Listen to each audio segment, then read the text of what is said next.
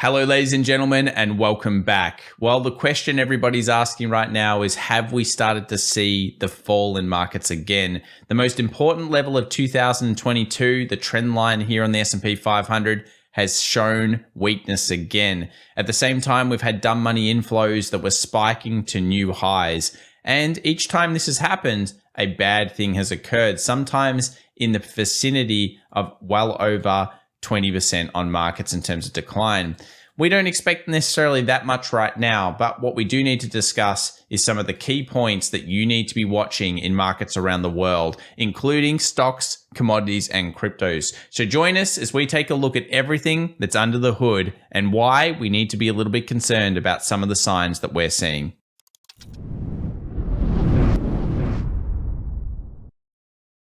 Well, welcome back everyone to the channel where we discuss markets around the world. We'll start off with the big news stories, the macro data, and then we'll lead into the key levels that you should be watching right now. Now, if you haven't already been following us over on Twitter, do follow at FX Evolution over on Twitter. We share daily updates with interesting charts. Let's go through one of those right now, and it's got to do with household excess savings. And it looks like most Americans, and also it looks like a lot of people around the world that got huge extra savings during the COVID lockdowns are now going to see those savings dwindle, if not go away by middle of 2023. This presents a big issue for people like the Federal Reserve.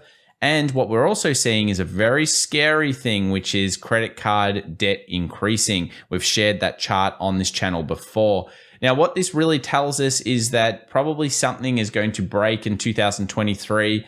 And if the Federal Reserve can't thread the needle, it's going to be a big problem. And this is what's changed in markets over the last week. If you're not familiar with a chart like this, definitely subscribe and smash that like button if you enjoy our content, because this is one of those game changer charts that really totally changes the way you look at the world. Being able to read forward yields is very, very important. And you'll notice here, as of the November 30th read, we saw basically terminal rate, that is where we expect interest rates to go by the middle to early first quarter of 2023, being around that 4.8%, start to get cut way more aggressively than before. Now, the Federal Reserve is not going to cut out of the goodness of their heart. It seems like the market is smelling that we have a serious economic risk here, and specifically we have a lot of sickness, and this is going to need a lot of support. I mean, little wonder you wouldn't think that you could raise rates to 5% a year ago and then get away with it. Well, it's starting to have its effect, and of course this is stage one of the Federal Reserve cooling its jets and starting to think about, okay, we're going to stop doing massive 75 basis point rate hikes, we're going to do 25 basis point rate hikes, we'll hit a level, and then the market expects the Federal Reserve to have to start cutting once inflation's under control. The damage is being done. We don't even know the true ramifications of what it is right now. Another big hit to, of course, consumers or consumer discretionary and purchasing in general is going to be global wages taking a cut due to inflation. Again, a decline here expected and happening at this stage, and not really the best thing for really any company out there. And I expect that 2023 is realistically going to be about company earnings. Speaking of 2023, we're almost at the end of 2022. And of course, for Christmas, we want to do a giveaway. Links in the description down below. All you need to do is literally click on the links and you'll be eligible to, of course, go into a giveaway for one of our courses. There's 4 prizes to be won. Why not do it? Check it out. Click on the links down below. Let's move over now to some more positive news in terms of things that could be potentially happening in markets right now. So you might think, well, geez, that sounds pretty bad for markets. What can we be doing? Well, we'll look at the charts later. And of course, we take it on a daily occurrence. We know some of the stats are bad. We know that that just makes up part of it. But what about gold? What about silver? Well, we know that interest rates are probably starting to hit their peaks. We also know that interest rates are expected to be cut. Now, little knowledge to a lot of people that actually when interest rates get cut, traditionally silver and gold actually do better. And there are reasons behind that, which we don't have time to go into fully today, but we're also seeing some interesting signs from the gold optics chart here. And this basically shows us that we've got a lot of pessimism. And in recent weeks, we've been talking about gold and silver being strong plays. We've seen metals and we've seen specifically gold and silver do incredibly well. And that's because if you think about it, what could be happening here is while we're doing cuts, we also may see inflation come down, but maybe remain sticky. So a lot of people are betting on the double-edged sword of potentially stagflation and also rate cuts, which tend to have these really great effects for silver and gold. We'll take a look at gold later on. Here's a chart of silver, what happens when we get these types of readings, and you'll notice 1 year later, it's up, and it's up big after these readings tend to occur. So again, another positive sign, a great stat there for those metals. Let's move over to smart money versus dumb money. We've seen the huge cross between these literally over in this area. That showed us that we may be getting to a point of resistance or a point of, maybe taking some profits if we were feeling bullish in the markets or we were bullish. That has so far come true. Another cross similar to the other times. This is where we're updated. You can see smart money coming in slightly, and this is inflows. So basically large institutions bought a little bit recently. They weren't buying anywhere near the quantity though as we drove up. They were buying on this decline, and they like to buy the dips and of course sell the rips. And at this point, they've just reduced their overall purchasing while retail traders were getting, all funny with it. Now, we talked about the idea also today of the American consumer or the worldwide consumer getting sick. Now, we know that consumer discretionary is usually the area that gets hit by that. The market has already taken a lot of this into account, and we can see it in the discretionary price of stocks. They're doing very poorly. Now, traditionally, December through to a midterm year through to pre-election years, it tends to be that discretionary and small caps actually do a little bit better than others. Take of this what you will, but I think this is what you're starting to look for. Everyone else is really hot on some other sectors right now, specifically energy, which we haven't been hot on for the last couple of weeks. We'll talk about that soon. And yeah, discretionary and small caps could be interesting should we see the right turnaround events. We'll find out whether we do, but just in the deep darkness of fear usually is where the opportunity lies. What about seasonality? Do we expect weakness here? The answer is yes. If we look at history, usually the kind of start to around the 14th to 16th of December tends to be weak, followed by what we call the Christmas rally or rush. Will it happen again in 2022? We don't know yet, but that's something that's very important to always state. Now, just before we jump any further into the charts, I'd like to thank the sponsor of today's video, which is, of course, Tiger Brokers. And I want to just look at something that's very, very important for us all to understand, and that is rotation. A few weeks ago, or even about a week ago or 2 weeks ago, I think it was, we were talking about energy and specifically the energy sector. We went into earnings, everything looked great, companies were making lots of money, or so it seems, and it looked like that was the hot sector to be in. Everyone was talking about it. Since that point, if we take a 10-day average, you'll notice the worst sectors on this area, not all of them, but some of the worst sectors are oil and gas, integrated oil and gas, and even the banks. Some of the most hot sectors recently, if we take a look at the last 5 days, you can really see that most of the percentage taken off has happened just in the last sell-off, and these have been the most hit percentages in the market. If we have a look at the last 24 hours in the market, again, oil and gas and integrated oil and gas were some of the worst sectors in the market. And what this shows us is it shows us rotation. And you need to have a platform such as Tiger Brokers or something else that allows you to be able to see these different sectors and to be able to track them, whether it's by industry and seeing what's done quite well over the last couple of days, what's happened over the last 20 days, which have been the best sectors. Depends. It seems like it's diversified metals. What's gold, silver, they've been very strong. What have been some of the worst sectors? Oil and gas, shipping, oil and gas, coal, all of these ones that everyone was hot on only a month ago. And this is how it happens. Rotation occurs in the market. Think of it like a squiggly line that goes around in a block. You want to be, when it's improving, to leading. You don't want to be in the declining area to the lagging area. And this is how markets rotate and work. So make sure you check out, of course, Tiger Brokers today. They've got a whole bunch of different markets out there, a whole bunch of tools. And one of my favorites, as I've said before, is being able to load multi-charts and your own custom charts on the screen. If you're interested, take a look at some of the special offers. There are, I think, a free ANZ stock if you meet the T's and C's for Australia and New Zealand audiences. Check out the links down below for the month of December. And also there's a whole bunch of others for other members of the community around the world. All right, well, let's jump into the charts. Let's take a look at what's going on right now from this perspective of the charts. And I think first up, we need to talk about the VIX. Volatility did spike. It went through that downward trend line. We've seen this story play out before, yeah? It played out in a very negative way last time for markets. So this is the area here where we saw that kind of declining VIX. We saw it sitting in a channel on the way down. Then it gapped up and broke out.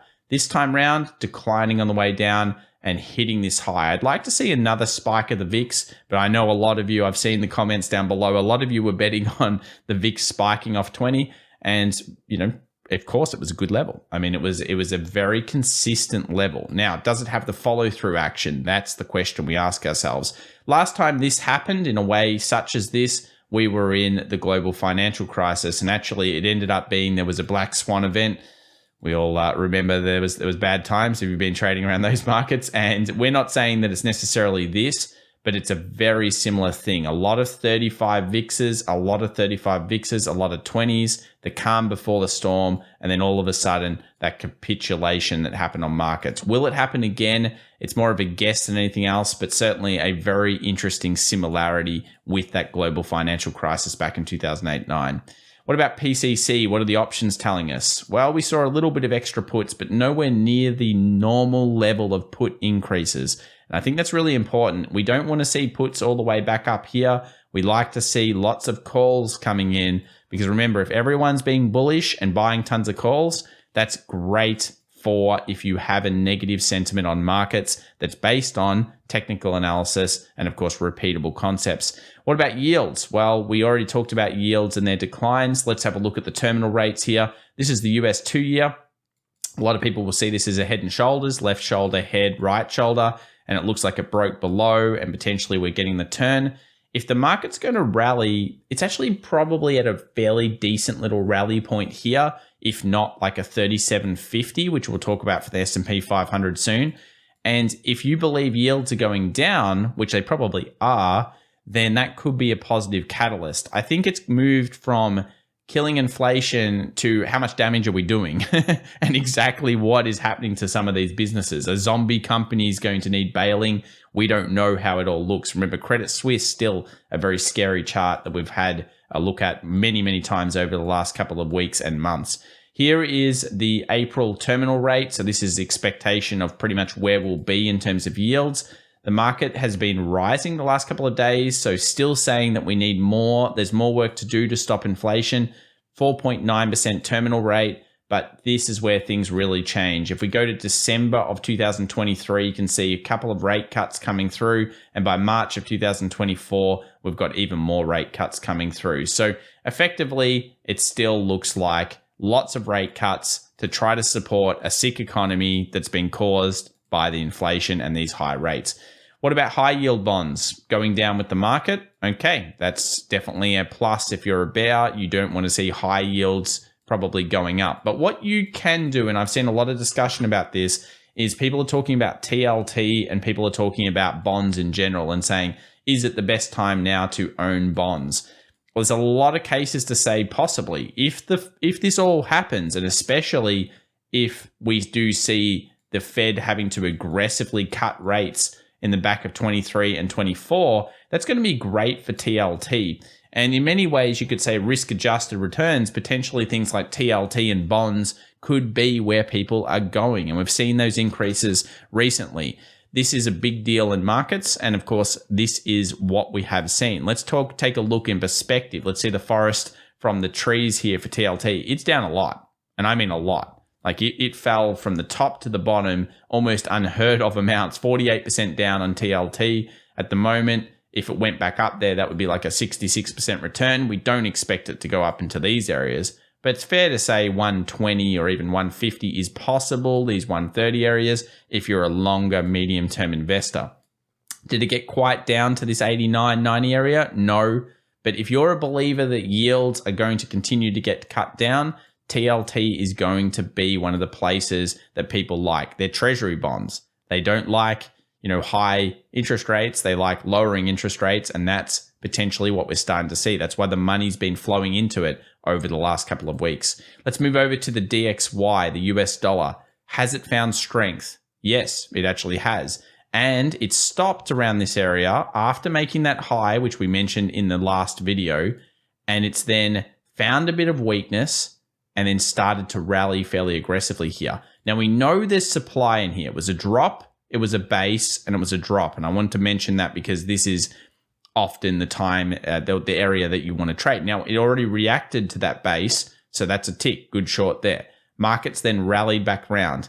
If I was guessing here and looking at this chart, it does look like the dollar index is strong and it looks like it may want to move higher. It's got some of those trappings in it that are sitting here that make you think that money has probably been trapped into trying to short the DXY at this area and that it will push and move higher. So this is looking better here for the DXY over the next 24 hours to 48 hours. If that does come to fruition and this supply is basically stopped and we're not going to see any further shorters, then that bodes badly for markets. Let's have a look at gold. What's gold doing? Well, again, gold made that kind of lower low here. It's rallied to that point. We don't want to see a new low followed by a new high. That would not be ideal if you're a bear in gold at the moment. And while I'm a medium to long-term bull, I do kind of hope that gold has a little bit of cooling event and pulls down a little bit. So I'd like to see it kind of move up potentially into that 17 kind of 95 zone potentially here, and then maybe find some weakness. That's where you're looking for that gold to come down to these previous demand zones. If that happens, do I expect buyers to be there for gold? Yes, I would. Based on the current occurrences, the expectation of yields going down, you don't really want to be long-term short on gold at the moment. Gold is mostly bullish, and you've got to focus on the bull side. If you don't want to short, then you're looking for signs of recoveries off these areas should they happen in the future, and then we can, place potentially those types of things. That's what you're looking for. What about oil? Well, demand destruction continues underway. I guess I've been really ranting about this for a long time. My medium to long term, ever since up in here, was always to get 75 and 65. So far, we've achieved 75. Nice. I still want 65. That's just an expectation that I have for oil. Is it starting to look weak? Well, this weekly is pretty bad. If it ends up closing on a new low, that would be very negative for it. Let's have a look at the last 24 hours and let's bring up these charts. So the reason I mentioned drop-based drop before is because we had a drop, we had a potential for a low and then a break. That's why we have this alert here that we set. Nothing happened there, so that didn't work. As in, never activated, never did anything, but it dropped, it based, and it dropped.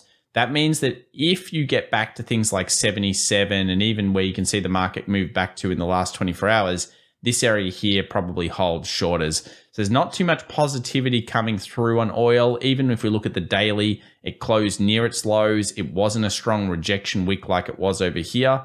So yes, further weakness could be here, even with potentially some government kind of intervention that's happening down in these lows.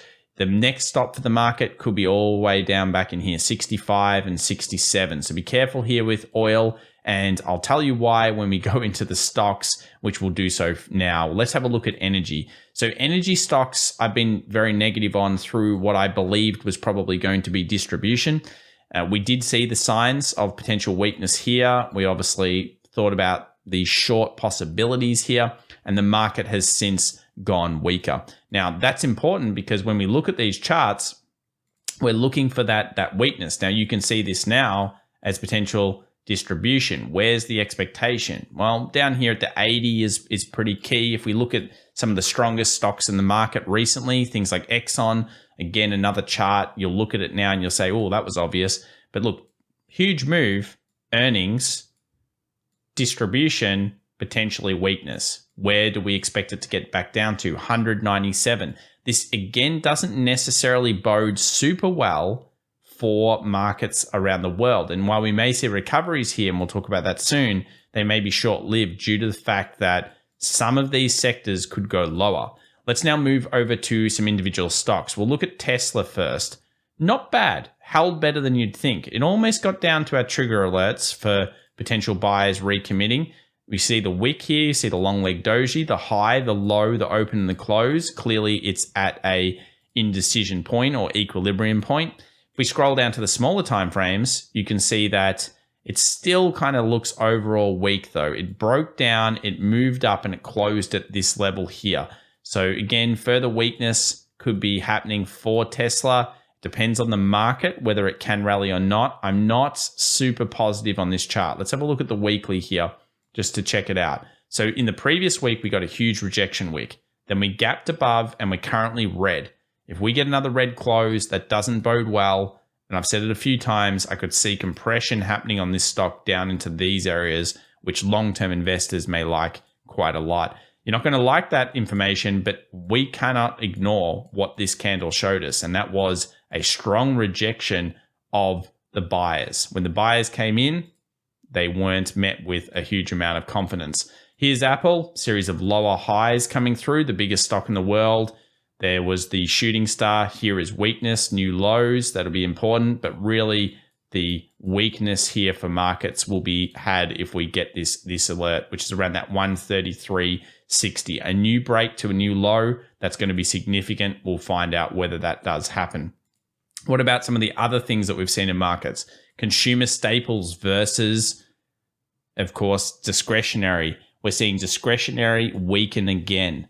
This is off the back of Amazon and Tesla and other discretionary things. We saw at the start of today's video, it's expected that we have a lot of savings drying up. People are spending on credit cards. They're going to have to service that debt. The American consumer is expected to be weaker in 2023. The market's allocating towards that, and big ticket items are off the menu for now. So this is again a sign of bad potential things to come. We'll set a little alert here and we'll see whether this combo goes underneath. Now, the other thing that we want to do is we want to check out some of the best sectors in the market. Traditionally, that's been semiconductors. At the moment, this could be either distribution towards the downside, or of course, it could be an accumulation towards the upside. We don't have a breakout either way. Certainly one that I'm looking at very closely. And notice we are back on critical levels. So while energy is breaking to the low, a lot of sectors are sitting on critical levels or have created potentially false breakouts. Let's have a look at biotechnology sector. See here, see the highs, see the breakout. What if we make it underneath? You can see the critical levels that we face ourselves here with the markets across the world. When we keep scrolling through, we've also got some FOMO coming in previously on AMC. We saw that spike with highs. That was kind of like a go-to that people were feeling greedy again and they were prepared to get into risky assets. Now we've seen a huge drop off on this. I've really enjoyed this combo, and looking at it, you can take of it what you will, but when we started to see those kind of collapses, it led for a while, and you'll notice that the bottoming of these stocks was pretty consistent with those lows being put into the market. So AMC, one that we watch and we look at. New economy versus old economy. The Dow, the old economy is still doing better. It's not really what you usually see with a recovery of a healthy stock market recovery. We want to see the new economy doing better. Innovation's what makes America great. We all know this. We love some of the innovative companies. They're not coming through. Here's our innovation index, the triple Qs, the technology sector, a big part of the innovation in America. We saw a downward trend line. It didn't quite hit it, but certainly where are we right now? Critical. If buyers are going to come in, they need to commit pretty much now to save these levels. So we'll set a little alert just underneath here in case that does happen. Let's move over to the US 500. And this is the big important areas. We saw the trend line. It's sold off. We've seen that 39, 40, 50 area. It bounced underneath. I want to show you the 4 hour. Let's have a look at the 4 hour here. So the 4 hour on the futures market, notice the bullish style hammer. So buyers did slightly commit themselves, but we have a drop and we have a base and we have a drop. So if markets come back up to like that 39.90, 4,000 level, we're going to have to be careful what happens here. This is probably where the bears are potentially lurking, getting ready for new shorts. If we get through 3,900, there's not much stopping this market before the pre-CPI number, which was 37.50. So these are some of the key levels that people are watching right now. We've seen a new low being formed over here. At the moment, it looks like it's got a little bit of steam. It may rally to suck people back into buys. In this area, we'll find out a lot about what the market wants to do next. But do remember, it's very critical that if you're feeling bullish, that you are nimble and fast in these kind of markets. We've seen some weakness. If we do see the strength and it pushes through here, that may push us to some serious nice levels up here. But this stage, all we know is that we made a new low, which is strange. And when we made the new low, we found a little bit of buying pressure. So we haven't cleared any nice big buys just yet. We've just basically shown that this level wasn't as strong maybe as we thought, or this could be an inducement towards a trap. Both are open. Bears sit around 39.90, 4,000. Let's move over to S&P 500 here. This is another important chart. As you can see, the real market made a new low under these areas. It hasn't made a new low under 3,900. So we're looking for probably that and then something like this to occur. Ultimate aim is to fill the gap, and the gap sits at 37.50. Can it do it? Well, at this stage, it looks a bit bearish, but the tricks and traps that happen around this area will be important. We do know we have the biggest options expiration in a very long time coming up. This happens as of the 16th of December, and there's a lot of complication here. You can see the 420, lots of calls sitting, decent amount of calls sitting at 400, and a huge amount of puts at 380. So maximum pain sits at 390. We're talking about gap fills that could go to 37.50, then maybe bounce. And realistically, the market's expected at this stage to remain between 380 and 420 up until the middle of December. If we think about seasonality, could that push us down to like a 380, 375, bounce a little bit by the 16th, and then start a new upward trend? Hey, anything's possible. And of course, that is one of the statistical theories that we'd be placing in these markets. In terms of Bitcoin hasn't really taken the brunt of selling like the market has. We haven't seen a new low. We've in fact seen a series of higher lows recently.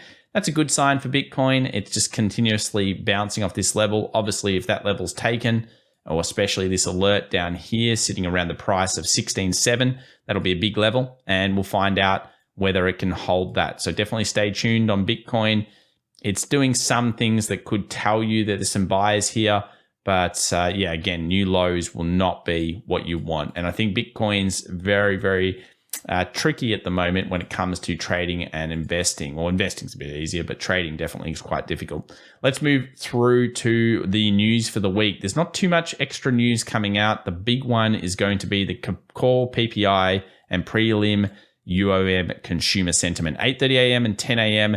New York time, Friday, 9th of December. So that brings us to the end of the video, everyone. Thanks so much for watching. Smash that like button, subscribe if you enjoy the content, and do remember to check out the links in the description down below if you're interested in finding out any more about Tiger Brokers and some of the special offers they give you, the community at FX Evolution. Thanks so much. Bye for now.